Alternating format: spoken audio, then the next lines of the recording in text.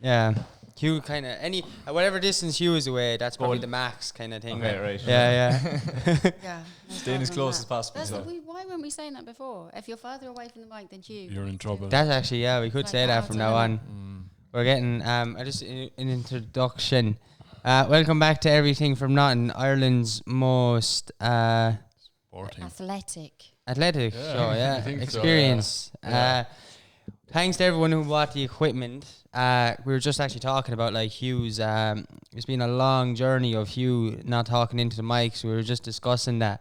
The equipment's all ordered and it's going to be here in the next week. I think it's shipped out and everything. So you'll have new equipment in either the next episode or the episode after that. So thanks to everyone who supported us. And just to give Hugh a bit of practice on the mic, do you want to introduce this week's guest? I do, Kieran. Thank you very much. This week's guest is William Hughes from not Seskin. No, it's from...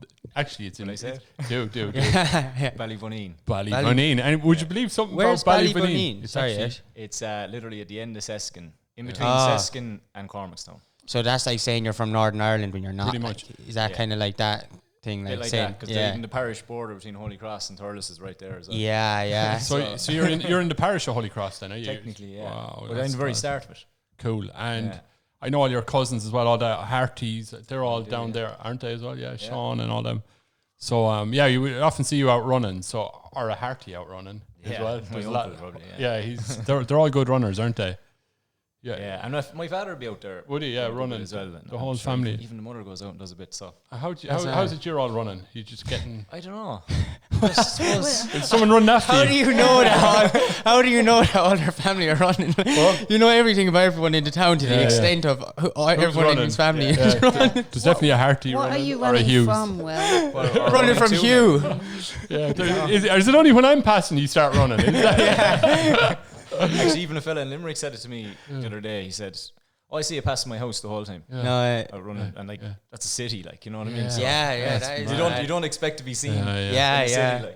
Cool. That is, man. And come here, you were doing strength and conditioning, is it? First, was it? I suppose that's kind of ages ago. Was it? No, I still kind of do it, but I suppose that's kind of a term. I don't even like the term. It's just kind of. It's like technically that's what it is. What were you studying? What was it originally? No, that was what it is. That's what the title. Yeah. Why do you not like the term? Like, what, I suppose it's a common enough. Yeah, but I guess it's kind of it's just become a lot more. It's used everywhere now. This term, you go to a gym, as in it's very vague, and they're doing strength and conditioning classes, but really it's just an umbrella term for us. For all the different things we do. Okay, it's not just cool. It doesn't specify what you do, it doesn't really. It's just an umbrella term, I think, for a lot of different areas in athletic development and performance. Cool. Cool. Come here, but you were telling me about is it like PhD you were doing? Was it? Or you were right. I started one last year. Yeah. No way. We're done. Yeah. Wow. And what was it's in female? So we're essentially it's kind of. We're focusing on female athletes because we're trying to kind of bridge that gender data gap in sport. Cool. Because there's not an awful lot of research done on female sports. Yeah. In the sports sciences, of course. So it's through Athlone IT. It was a funded opportunity came up. I applied for it and got it. Brilliant. And is it fully funded? Yeah. So I get a stipend then as well every month. That's so brilliant. That's cool. It's handy because it'd be expensive. Do you go up to Athlone all the time? I haven't been up there yet, would you believe? Cool. Because I started last year. Everything was online. I've been doing it out of my bedroom. And it's the what is it? A gap between the female. Have you decided what you're focusing in on yet? Yeah. Completely? So we're part of. So the head of the department up there started this research group called the She Research Group. So it's kind of sport, health, and exercise, but it's kind of a clever acronym that is cool. for just female athletes and just female health and wellness as well. But I'll be focusing more on the sports performance side of things. Cool. And then we have people focusing on health, general exercise. There's even some leadership skills and stuff going on in there as well. So it's fairly diverse what's in the department, the different projects. But what's the health aspect of it? I don't know because I'm so focused on my own one. I know things like there is nutrition in there and kind of menstrual function in women as they exercise, stuff like that. That's kind of the health side of things. Yeah, that's really good because it's a totally different thing. Like it's a totally different system, and you know that just like, things like the infradian rhythm and stuff that females have as well, like it brings a totally different aspect to exercise. Yeah, and the level at which you do it at different times, across the month and the weeks. That's exactly it. And even certain times of the month, you're actually more susceptible to injuries as well in your tendons. Yeah, because of the muscle laxity and things like that with progesterone, I think it is. Yeah, you have to be careful then with training load and that kind of thing. So there's a lot of aspects, but it's not even researched enough yet. But that's kind of the goal of our group, is to start bridging that. The same thing as well, like with sort of overdoing cardio. Cardio is only good at certain times of the month, and the rest, there's other times in the month where you need to just be doing strength work. That's because of how the body's metabolism balances with the hormones. Yeah, that's amazing. So would you say like that in the research that you have found like that in terms of the data that like with women there's more variables involved with that kind of? Definitely. Yeah. Definitely. Okay. There was actually, and it's only in the past I'd say a year or two really that it's kind of becoming a lot more topical, and there's a lot more research coming out. There's one woman, Dr. Kirsty Sale, she's doing unbelievable work, and she released a paper recently about it was actually a paper on guidelines on how to conduct research on female athletes, essentially. So that's kind of step one. And it goes through everything we spoke about there, how to kind of program through the menstrual cycle and things like that. Because it's actually it's counterproductive if you're like killing yourself on physical exercise. It's increasing cortisol levels, and then it makes it harder for people to lose weight and recover and things like that. So it's all about working with the hormonal changes in the month. And that's why it's important that a lot of the research, we'd say in my field now, I'm going to just talk about the sports performance side of things because that's my area of expertise. But obviously I will be linking in with the other things as well. But a lot of the research would say sports performance, we'll say for argument's sake, how your strength training influences sprinting speed. So that's kind of the area I'm going to be looking at. Most of that has been conducted on men. And it's applied then to women. And that's not really appropriate because now when I'm doing I'm doing a review at the moment and I'm seeing slightly different results on any of the ones that are done on the female athletes. Yeah, like in when they're testing drugs in medical fields and pharmaceutical stuff, the tests are done on males. Because they weren't allowed to do the majority of them on females after the thalidomide drug that caused caused like massive birth defects in women. Women of childbearing age then couldn't be candidates. Is it still like that in Western countries? They're still only testing on men. Yeah. That's mad. But certainly until quite recently, the last time I would have looked at it. Yeah, right. That's mad. Like just the biological differences alone. You can't really apply research from men to women. Like but they're well able to apply it when it comes to the law or how many pints you can drink. Like that was they were well able to apply it then. Like true. It's like, women can't have that many pints as men. But then, and they'll say that a limit for a woman is lower, but like then when it comes to like stuff like that or what you're doing, that's mental. It's actually that's a very that's good mad. Point. It's funny they didn't do that before. Like when you think of the commercial side of all of this, like say female tennis players and like there's so much money involved, or boxers or like that. This is like pure gold to find out all this information, isn't it? Yeah, but like some of it is applied, we'll say, in female sports, but it's not. It's kind of, they might have done their own in-house kind of research themselves, and they've learned through trial and error or whatever. So that you have to kind of allow for that as well. But in terms of research and what's out there and guidelines, they're very limited. But there's more coming up, but they're like So do you have to do so you're writing your thesis obviously or whatever, and do you have to have like guinea pigs and all this to do research and stuff like that? So what we'll do is pigs. That's a terrible. I was going to say. I call them humans. I call them participants. Pigs. People. Sorry, people. Or people. People's a good one. People's my favorite. They'll be called participants on the research paper anyway. But we'll recruit. We'll recruit more than likely a ladies Gaelic football team, an inter-county Gaelic football team. That would be because our head of department. She founded the WGPA, and so she's heavily involved in the ladies Gaelic football.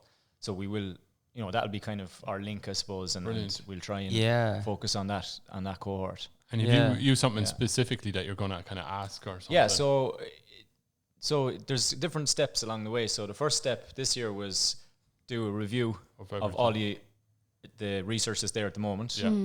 And, you know, we're just finishing that up at the moment. So that's all, you know, we don't need any participants for that. We just review it's like literature review. Yeah. Review the existing literature. Yeah, but we did a meta-analysis too, which is a lot more stats involved. But that's step one. And then that kind of guides the research. So we see what's there, we see where the limitations are, what's missing. And then we'll move on to do a survey. And we'll survey coaches and see what the practices are within their teams and stuff like that. Then we'll move on to actually getting participants, recruiting participants, and start doing interventions. So we'll start off with a correlation study, which will be, they can come in for 1 day, we can do all the testing, which will be great. It shouldn't be too hard, but then we'll do some interventions. So we'll draw up a program, we'll test at the start, we'll take them through the program for so many weeks, test at the end, see was there improvement. If there was, great. If there wasn't, then though, but that still tells us something, because then we know it doesn't work. So you know, whether there's no right or wrong, it's like if it doesn't work, then people don't need to waste time on it. If you get me. Perfect. So you're getting new knowledge anyway. Yeah, you're getting new knowledge anyway. And like early in the kind of in research areas, very early in research areas, most of it is like, you know, that didn't work, try something else. That didn't work, try something else. So you kind of follow down to a what big you problem do. in research is when stuff doesn't work, it's discarded. Instead of just parked. Which is mad. It's crazy. Like it's even when we're doing the meta-analysis we have to kind of account for that.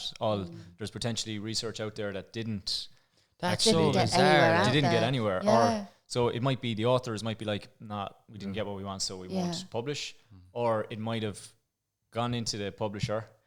And the editor was like, "Oh, there's no significant findings here, so we won't publish it." So it could got rejected. And that's where most of the interesting data lies, because when you look on the curve and stuff, it's all those outliers and little things that, as you kind of progress in a field, you're like, actually, that was there for a reason. You can't just kind of exclude things because they sort of don't fit. Exactly. Like there's no right or wrong. You see, if they in their head because it didn't work, but you're contributing to the research field. The research field. And disregarding it like is mad and throwing it out. It's actually completely in reverse to how we work as humans in terms of, you know, the reason we're doing well and like, you know, as a collective, like living in houses and all this is because we didn't disregard what didn't work. Like we took into account that like, touching fire was hot. And so we stopped touching fire. Like, you know, all those, or eating certain foods would make you sick and all that stuff.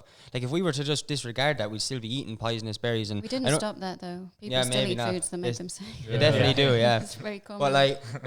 But in terms of, like, just growing and getting somewhere, like, it's the only place we can, which is very backwards to, like, science itself is based on, I don't know, you know, if it does come from evolution and stuff, it seems weird. It seems just, like, it seems... contradictory, whatever, to like fucking, I don't know, counterintuitive or something. Counterintuitive, Did you have an idea of what you wanted the thesis to be before you started the PhD? Well, the actual topic was something I was interested in anyway. But I had been looking at another one before this one came up over in England that was kind of similar, but it was more on endurance athletes as opposed to field sport. Whereabouts in England was that one? Loughborough. Okay, wow. But it was still the men, women... Yeah, no, it was female athletes again, but it would have been more the endurance side of things. Okay, But I would be, even though I'm an endurance athlete, I'm still probably more interested in the speed, power kind of stuff and strength. So this one came up and the proposal was already done and they wanted it researched essentially. So I applied for it and got it. Obviously, I can deviate a little bit from the plan, you know, as we go, like, because we're going to learn things along the way. We're like, okay, actually, we're going to change our intervention. Change the track of it, So, but the outline was there, if you like. But if you being an athlete yourself, like, is it marathons and stuff like that or what? No, you don't. It's more shorter distance. Is it? And I'd if I could, I'd be even shorter distance Would again. Do you do the park run as well? I've done 2 park runs, I've only done 2. What are park runs? Like 5 kilometers. Yeah, I know. They're kind of more fun runs. Like, you know, they're not competitive. I like the more competitive. What the Ironman thing? Would you ever try that? Ironman? Yeah. It's like 10 hours of mental hardship. And that's, 10 hours if you're going really well. Oh, right. You know, that's when if you're elite. But you know when they do it though, like, do you have any idea how many people actually, I don't ever look at the numbers, how many people actually enter or succeed in it, like, but there's a lot of people I know enter in those Ironmans. There's a lot, but there's still compared to, you know, these big Ironmans in the world are still small enough numbers because it's Yeah. such a grueling event. Like, That's mad. you know, like. so I don't know a huge amount about the Ironmans, only the distances and Yeah, that's they're- mental. What is it? it's- It's like 10 kilometers. it Swim. I is- can't remember. The swim Swimming. is they have it in miles, so it's 2.4 sorry, yeah. miles, I think. Or Is it? swimming. Or no, hold on. I'll double check the swim. It's a for you. lot. I'll come Yeah, back to you. It's a lot. It's like it's 180k bike ride or something like that, and it's a marathon. Yeah, all in a row. Like. Yeah. I used to help my friend when I was in med school. One of my closest friends there, she did triathlons, and I used to go as like her social support. So you'd be up at some weird hour in the morning, packing all the stuff and going and like helping her with the changeovers and stuff. It was fucking mad. But they're like, I couldn't believe how many people enter those things and how many people complete them. Yeah. A lot of people do the It's triathlon. insane. So Yeah, they're really common. unbelievable. Wait, what size is a triathlon? The fitness they have in the triathlon is crazy. Like Really? one of the English guys who was in the triathlon, the Olympics there, he medalled. I don't know if he won it, but he definitely medalled anyway. He's like on the road, we'll say. His 5k time on the road, just to do a normal 5k running, is like the second fastest in Britain behind Mo Farah or something like that. You know, That's so it's mad. like that'll just show you how fit the triathletes are. Like, you know, and they have to do. I went to a 3 triathlon in Liverpool. Yeah, a friend of ours was doing it. We all just went and drank the hell out of it. It was very enjoyable. We just shout. Yeah, we watched. Yeah, you we watched, were, of course, we were up on yeah. Albert Dock watching them swim by in the filth. And just thinking, how jeez. lucky are we that we're not involved? That's It mad. was a very good weekend, yeah. Yeah. For you, I'd say. Yeah. Remember the hardship inside the river. Grinding You're doing it out. really well. Keep it up. That swim is like 20 minutes long as And well. it's or in something. filth. Oh, That it's But river the is- swims are It's horrible. That's Yeah. what I used to think when I watched her do it. Like, it's struggling in and out of your wetsuit, and then you're all like soggy when you're on the bike. I was just like, that's too uncomfortable. I couldn't deal with that. Yeah. And just the rapid changeovers and stuff, like, it's so hectic. Yeah, like, I'd actually love to do one though. Would you? Yeah. when I used I'd to love watch to, it, yeah, I just bu- I 'cause of the wouldn't mental. swim. Like, I Yeah. wouldn't. The swim bit I wouldn't like. So I guess it's like duathlon then, isn't it? If There's a you're gonna do the swim bit. duathlon, yeah, cycle and run. So you've a Yeah, couple of yeah. jobs now, haven't you? What are you doing? You're in Limerick. So yeah, I moved to Limerick there last year, Yeah. into Annicoddy. Oh, cool. You're familiar with it. Yeah. Nice little spot now. Yeah. Yeah. Nice spot. That's where your man was from that was doing the triathlon that we followed over, yeah. Oh, was he? Yeah, yeah, Oh, no way. yeah. Yeah, great spot. So I just do a bit of coaching over there essentially. So I was going to be commuting either way. So I was like, well, I might as well be living there as opposed to commuting. And I can just go Yeah. home whenever I want. Brilliant. And the rent was cheap, so Cool. I was like, yeah, great. So Wow, you found cheap rent in Ireland. it's probably In the a good cheapest in place. Limerick, I reckon. Wow. Yeah. I hope your landlord isn't watching this. Yeah. Well, yeah, I hope so. I hope not actually. Yeah, because we don't actually advertise it because Yeah. if one comes up because it's so cheap that people will we get inundated Swamped. with phone calls like Yeah. so. Yeah. Yeah. Sorry, we've ruined that for you then. Sure you do. So what are you doing down there? You're working for... So Yeah. I just do a bit of coaching. So Yeah.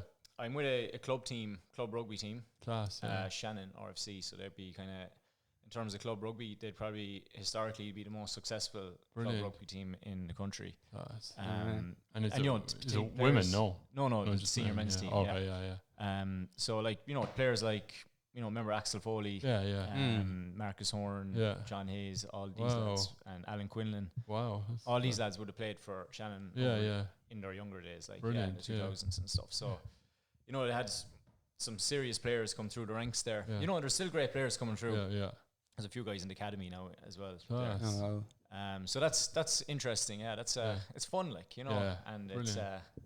it's I don't know how to describe it. It's kind of sometimes you're going out to training and you're wrecked, tired. And Yeah, you're like, yeah. oh, I'd rather be at home now. It's Yeah. raining. Yeah. You go out and you meet the lads, and it's just they're having the crack. Buzz, yeah, and yeah. You just come What home kind of buzzing. coaching stuff do you do with them? Like what would be kind of like a normal session that you do? So we say we're in pre-season at the moment. So at the start of pre-season, it's really all fitness and strength work and stuff like that. So there's lots of running. Wow.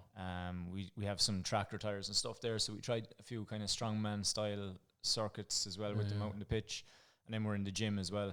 We use the CrossFit gym. We don't do class. CrossFit, but we use the CrossFit gym Yeah. for training for pre-season. So we get to use all the equipment. We get them on the bikes and the rowers and stuff, as well as doing their gym work. Like, so start of the year, it's all that kind of stuff, Yeah. and then the balance kind of shifts. So as they get fitter, we do start doing more rugby, It's good. and I do a little bit less Yeah. until I'm just essentially doing a warm up, maybe and a bit of speed work. So your thing is getting them up to the fitness. Yeah, getting them up to speed and conditioning, make sure they're kind of robust enough, ready to go. And then we start integrating there's always a little bit of rugby going on, but there's more rugby introduced then as. Do you have to look at diets and stuff? No. I don't, because I'm not a nutritionist. Okay. I suppose that's one thing in my area. Everyone thinks that's. Yeah, I don't like the term because it's all you have to be a nutritionist. You have to be a fitness coach. You have to so fitness. Yeah, like let the nutritionists deal with that. Deal with the nutrition. I try and stay away from it. Yeah, just when you said the tire thing, I used to when I was playing hurling when I was younger. I just reminded like. Yeah, I really miss like on a Saturday morning at 9 o'clock just hitting a tractor tire with a hurley. Like we used to do that. Like it was like under 12. We can still do it. We can do it. Oh, really? Yeah. Did you know ball Get or you what? up at 9 What? o'clock. Did you not have a ball? No. What? We used a ball. Did you use a ball? For what? Hurling. Yeah, we did. I remember though. So how it would work is like we'd run up one side and we'd hit it with our like good hand on the right, and you'd bait it. And then you'd come back down the other side and you'd be like trying to, because it was like under 12s and stuff, like, so I wasn't that good at the time hitting off my bad side. So like you'd come back down and you'd be like kind of frustrated, you're hitting it back. You'd be frustrated at yourself for not doing a good job on your bad side, which would only make you, when you get back around to doing it on your good side again, you'd be hitting it twice as hard with the frustration. Like it was a good routine. We actually made a video for a fundraiser there in late May, and a fundraiser for Holy Cross, like, and we included something like that. What is that? Oh, I saw that. Yeah, it was class. Yeah, it was funny. Yeah. It was pretty much what you were talking about. Okay, there. right. Coming in, slapping. It wasn't a tire though. We had kind of a tree stump. Oh, right. But one lad, he actually broke the hurley down it. No way. What were you doing? Were you calling each other out or something? No, so everyone had to do a kind of promo video for the fundraiser, all the teams, teams of 4, and like we were kind of playing a bit of junior B, so we were like, right, the team was A team, but we were the B team. Like. And we just kind of introduced ourselves and us training. And was it A-team music in the background? Yeah, it was. Class. Yeah, it was very good. We must send it on to you. Yeah, that's class. That's actually right good. Yeah. The link is there. Yeah. Put the link in. What got you into like the area that you kind of went on to study, like the strength and conditioning? I know it's not a term that you like. I know. That is the term, so we'll use it. Like, but I suppose I actually started off because I wanted to, instead of getting my own coach for the gym and stuff, I wanted to learn how to do it myself, just to train myself. And I kind of fell into it then by accident almost. So I literally started just to train myself. And then I just ended up picking up a few coaching gigs, and then just kind of spiraled to doing a bit of working with Satanta, doing the PhD in the area.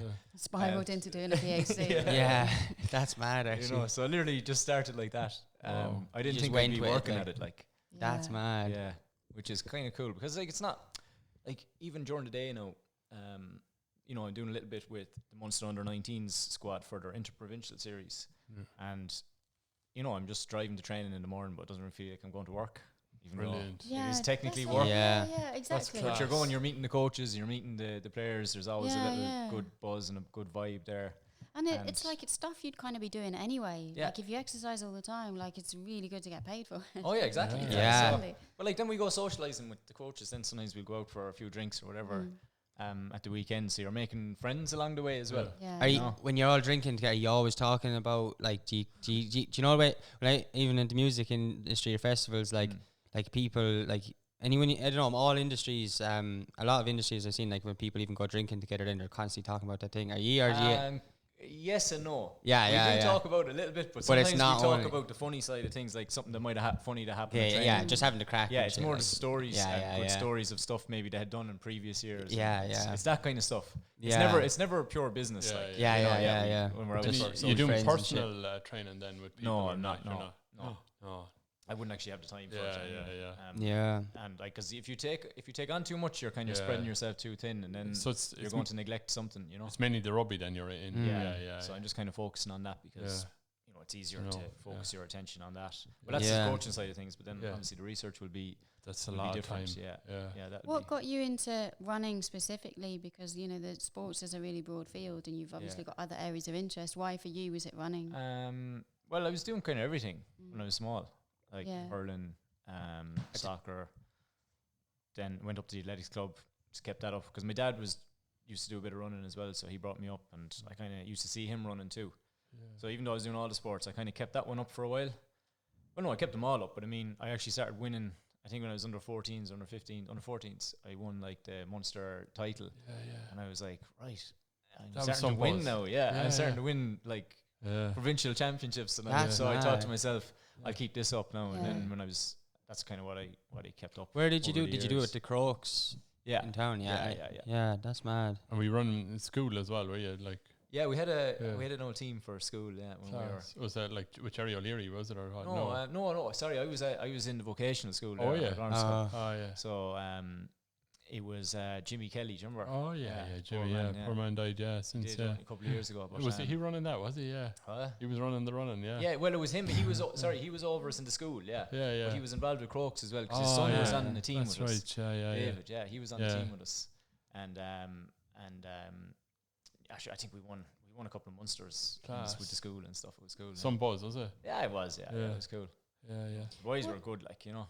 Like running particularly is kind of like associated with sort of improvements in mental health and things like that. There seems to be something quite specific about running that I don't know, works with kind of mind and body. Do you notice anything like that, or is that something that you've seen in people yes and no, you've worked with? Which is a weird one to say, right? Because some days you go for a run and you finish and you're on such a high that when you stop you nearly get a low, right? Okay. But that's kind of just the buzz. You're still you're still on a buzz on that low, but you're like, wow, that was amazing. You know, you just get that buzz. And I think that's when people don't do it, they don't get it. Yeah, so definitely. And then when people try and do it, they're like, oh, I'm not fit, but you have to give yourself a chance to get fit. Yeah. And then when you are fit, it's like just flying. easy. It's like going for a walk, like it's easy. Yeah. But then the no side would be when you're competing and you're trying to actually get better and you're going out and you're doing it in the middle of winter, rain, winds, you're doing a really hard workout. You're not just going for a jog to clear the head, like. And then it doesn't go well, and maybe your next competition doesn't go well, and then you're getting pissed off. And so that kind of stuff, I think when you're competing in any sport, it's not as healthy as doing it for... It's like when you're doing anything for fun, sort of intrinsically, you're doing it kind of for the intrinsic benefit of it, and then when it changes and there's some when it's other like high level sport isn't healthy, like for the mind or the body. Like if you're, I don't know, you watching the Olympics, but like the things that someone don't look like they're having fun, like they're like that's hard, like but they're doing it just for the glory. Like it fucks up your life because you have to commit so much to the but it's worth it, of though, it if you win it. If you win. What your thing is, And I think some people their goal was to make it there, and it's worth it then to make all the sacrifice if you make it there. But even when someone says, I just want to be in the Olympics, but realistically, once you get there, that's not just your goal anymore. Now you do want to win it. Yeah. So you it'd take a very strong mind to just be like, I actually don't care a single bit that I lost. At least I entered the Olympics. I think that's really cool if people did do that. But so I was thinking, it's the best of the world, like, you know. So it is when you get there. Getting there alone is an achievement because there's so many more people that didn't get there. So you're one of the select. I think for the 1500 meters in the athletics, for example, there was only 45 allowed. Yeah, it was capped at 45 in the world. Wow. Every 4 years. Yeah. So, and like there was a lot of other people that are capable of competing there, but on the qualifying window, they weren't in that top 45. You know, so that's insane. Yeah. Like out of like 8 billion people. Yeah, so if you think of it, even being that 45th person is a huge achievement. That's mental, really, So even if you finish at the back of the field in your race, you're still better than millions of people. That's actually, man. Do you know? Are you gonna say something? I was just saying, are you addicted to running? No. I don't know. You probably you just enjoy it, like you just when you're fit, like you see you want to keep chasing that high, like I suppose. That's cool, And when you start doing it, you'll understand why you. I remember the first time, like I used to run a little bit when I was younger, and then I got back into it. I was living in South Africa. I don't know, probably about 8-10 years ago, or something like that. And I had to go through the pain thing again, and it was horrible. I was doing interval running and stuff on the treadmill, and everything was hurting. I felt like shit. Well, there was the first why mistake am I doing this? Going on the treadmill. But it's quite hard in South Africa when people might shoot you. Oh, that's fair, actually. You've got to pick your probably time, safer. Maybe it's safer. So then I moved to an area where I was able to kind of go outside and stuff. And like I remember the first moment when I kind of got back into that thing of I actually had that stretch where I was like, oh my God, what just happened? Where you just click back into that mode of just like, shit, this is all working again. And then like some of those weekends or whatever, a group of us might meet up and head out for a run. You're just going out then for the chat. Like you're still rolling pretty quick, but you're just fit enough to be able to roll that quick, and you're just chatting away the whole time. Before you know it, it's over. Like and you're chatting away with someone for an hour and a bit. And you're like, how did we even, what did we even talk about? We do that with the CrossFit as well. It's just automatic at the exact same time twice a week, and you're just chatting away and it's over. Yeah, it's and over, to describe it is like getting drunk in reverse. So you're feeling bad at the start, but at the end you're feeling great. That's very good. That's actually a nice way to take it. That's a really good way to do it. Just like, I know I just thought, I was thinking it earlier, like, do you ever see, just on the whole thing, do you ever see a world where, the reason I'm asking this because I thought of like when we were younger, I explained anyway about club, but do you ever see a world where like on the same field there'd be girls and guys playing in the same thing? Like just say like soccer, or I would say hurling, but what in this world, like hurling's obviously going to be at least 10 years behind if that did ever happen. But like, just take soccer, for example. Men and women competing together. So like there's some guys and some, I'll start by saying, if you're watching any of the swimming this year or the athletics, there's a mixed relay. Oh, is there? So it's a teams of 4, but there's 2. And even in triathlon, actually, there's 2 men and 2 women. Yeah. So that's kind of the start of it. But usually, like we'll say the 4x400 meter relay in the athletics, like you can put your athletes wherever you want. Yeah. But usually the girls go against the girls and the lads go against the lads, but you don't have to do it that way. Okay. So like, there's that. Is that the first year ever there's been mixed in? No, it started in 2019, I think. Okay, right. First year in the Olympics. In the Olympics, It started in other, in their own championships, 2019. I think it's a great initiative.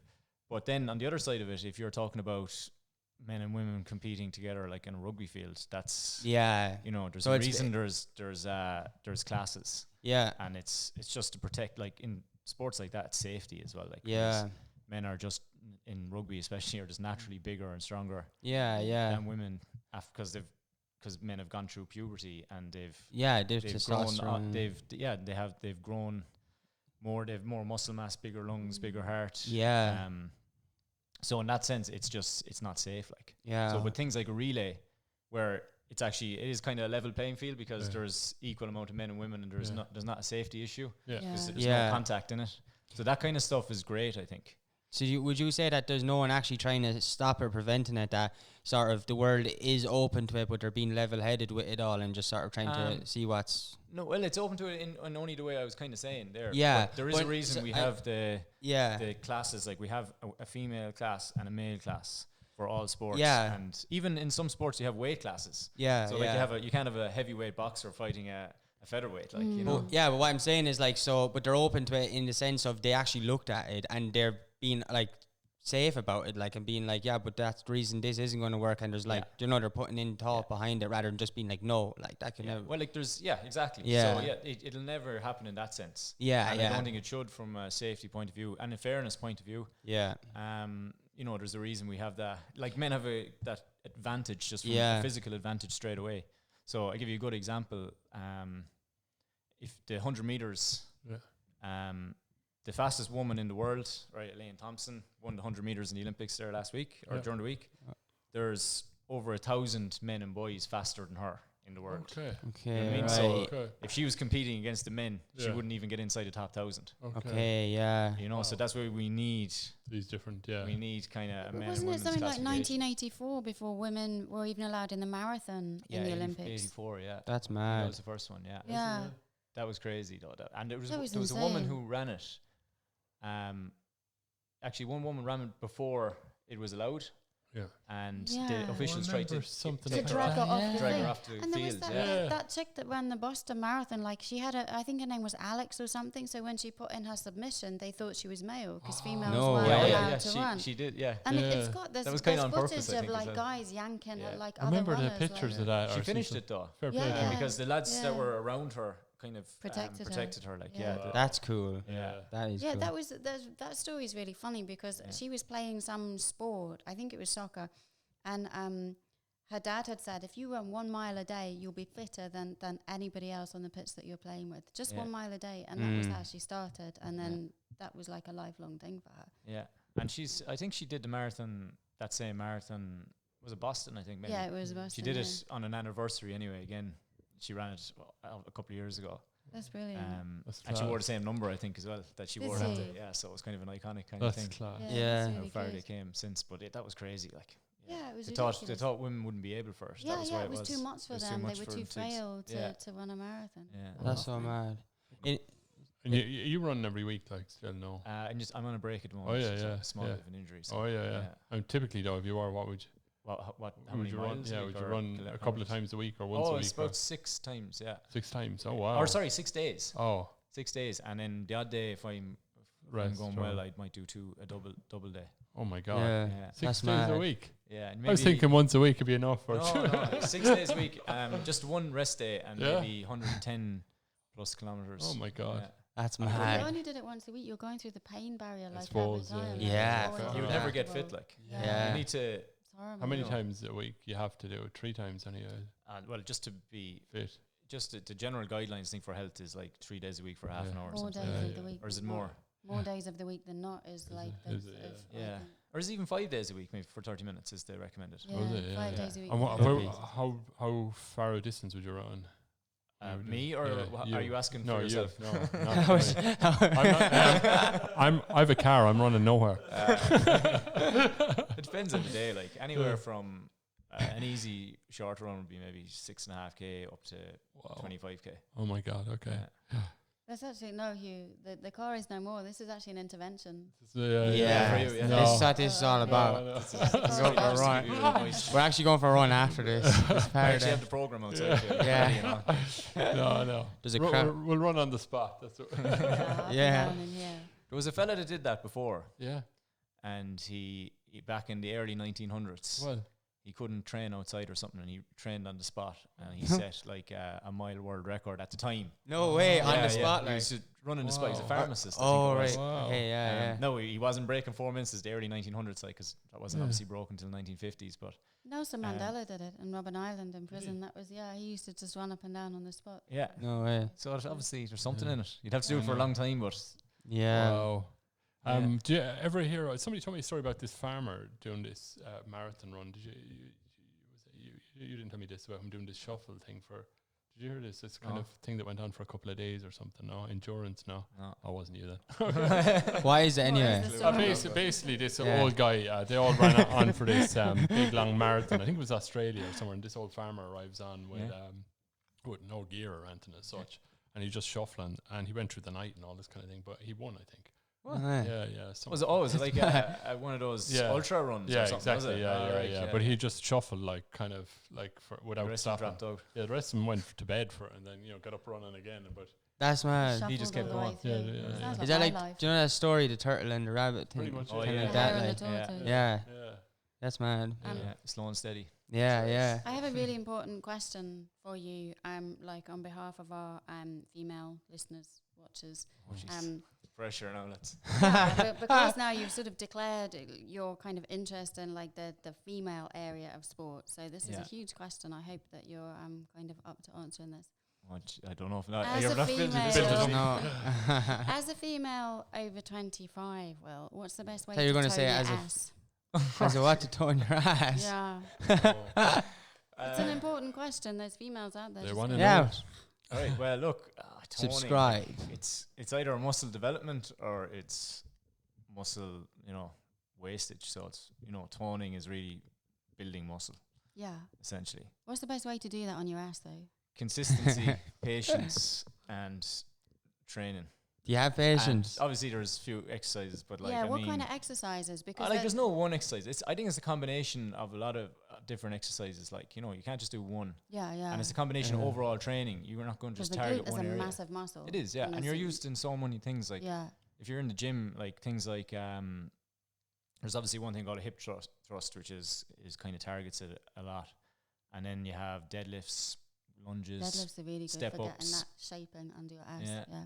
things like that. And it's just about don't use like light weights. So Yeah. Go heavy. Go heavy. Yeah. And would it be And this is like, another misconception, like, you know, where women think they can't use heavy weights. Like, would it be like fewer Yeah. reps and like repeated I know, sets? not, or like not too many fewer reps. Like, so if you want to just get strong, we'll say, you might just do a handful of reps and lift as heavy as you can. Yeah. But if you want to develop a bit more muscle, you need to kind of put the muscle under a bit more stress. Yeah. So you want to do maybe like 8 to 12 reps, but Yeah. as heavy as you can for those 8 to 12. Right. If you get me. So Yeah. you're really kind of feeling the burn, if you like, for want of a better word, and the pinch.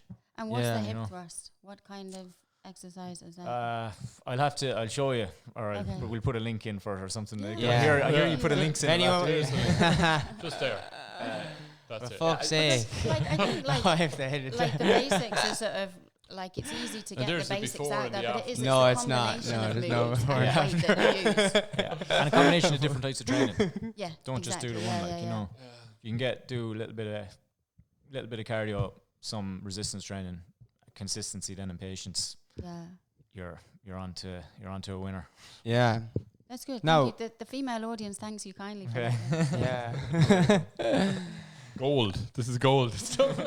And on behalf of me, how do I get my penis to be bigger? Is that You couldn't ask do I need that. to do muscles? I'm sure there's probably medication or something. Yeah. There was a fella before, since we're on the sporting topic now for today. Yeah. There was a lad before who got banned, for 2 years for taking a banned substance he's a 400-meter runner. Yeah. He said it was penis enlargement medication. Oh. But he got tested positive, Dear. and then he Get away with was it. banned for 2 years. No way. Jesus. That's mad. But that was his excuse anyway. I wonder So though, look, did- it's obviously as a- exists, you know. Yeah. as, like, yeah. consolation, did he get a massive penis? That would be the question. No idea. No idea. That's No the idea. It's the unanswered question. It is. This is all the stuff they want to know, isn't it? Yeah. Dude, all the fitness knowledge here. Yeah. Would you ever I know this sounds like a generic question, but like I suppose it probably, because it sounds like when you started like the whole thing, like you sort of spiraled into this PhD. Has it become a thing now where you have like a sort of set goal of where you want to take this for you personally, or are you still just letting that spiral kind of? Yeah, a bit of both, I suppose. Like, I do have a goal, but like that could change. I'm allowing for a change in over the next few years, because I'm only a year into it, and there's another 3 years to go. So, like, I suppose if you're doing a PhD, you're going to maybe go down the lecturing route. That's Cool. And I kind of do like the little bit of teaching I done with Satanta, and that, like, I get a bit of a buzz out of it. So that's kind of the goal. But in 2 years' time, I could totally deviate from that. Yeah, but, I think you'd be naturally really good at that. Just the way you Yeah. speak and everything. Like, I think you'd be really good at that, actually. Thanks. There's not enough people, like even in teaching, like people that get PhDs and stuff, they can become a bit tired with their subject, or just like a bit sort of, they know it so well that they're no longer delivered in a way that's enthusiastic, animated and passionate. Yeah, and that's kind of why I'm leaving it open to going down other ways. But that would be, I suppose, the end goal anyway. That's cool. But like, I mightn't even lecture in that area, because I know a good friend of mine did PhD in the sports sciences again, but his main area now is like statistics and research methods. Brilliant. That's he lectures. He loves it. Brilliant. That's mad. Yeah. So like, that's cool. kind of, you might deviate down that way. Some people just are naturally good at the stats because and there's stuff. so many other aspects involved in a PhD. Like, Yeah, it's not yeah, just your subject area; it's all the skills you have to bring in to get that PhD Exactly, over and then the you line. might end up teaching those skills. Yeah. But So you probably have to teach as part of your PhD. we have to do like 2 hours a week as part of the funding, which is grand. It's not taxing at all. Like, who are you teaching? Like just first years. Yeah. So last semester I had first years, it was all on Zoom, so it was handy enough. Cool. And is that in sports science that you're teaching? Yeah, so it was biomechanics was the module, and then any extra hours I do, then I get paid for it. So That's cool. Yeah. Do they pay you well? I only ended up doing 2 hours, so it's just for future reference. I'll get paid for any extra hours I do. So should we finish up now? We're actually going on well over time. Thanks a million for coming on. cheers for having me. And lads. I felt you were maybe scraping the bottom of the barrel trying to get me on. No. No, After Izzy dizzy spells last week. we have like loads of guests that were like, we've already it's always planned out, which is handy. Oh yeah, the next time you're coming on, you're playing the fiddle for us, right? I'll have to get back practicing. So Yeah. Sound anyway. Yeah, thanks very much. thanks a million for Cool. coming on. Cheers, guys. Appreciate it. Thanks to the folks at home for watching. Thanks to you. You did a good job at the mic this year. You're doing a clap. Yeah, well done. Right.